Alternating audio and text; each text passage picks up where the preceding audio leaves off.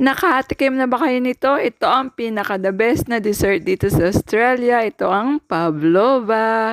At dahil nga nagtatakaw ako dito buong araw, kaya yan, nagawa na ako. Hindi ko nga lang na-videohan ng step by step. At ayan na, sisimulan ko nang i-assemble. Kaya lalagyan ko lang yan ng whipped cream. Mas maraming whipped cream, mas masarap. Naalala ko, nung unang punta ko dito sa Australia para ipakilala ko ng aking asawa sa kanyang pamilya, bago kami ikasal, in-invite ako nung kapatid ng mother-in-law ko. At ito yung kanyang hinandang dessert.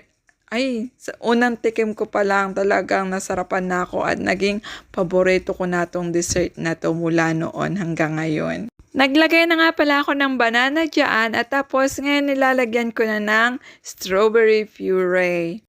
At tapos naman lalagyan ko na din yan ng fruits. Mas mainam sana kung fresh fruits pero sobrang mahal ng fresh fruits dito ngayon. Kaya ayan, ang aking option ay ang canned fruits. At siya nga pala, paki-like, comment, and subscribe naman sa aking channel. Charot! At ayan na ang nakakatakam na pavlova ng Australia. Yun lang. Babush!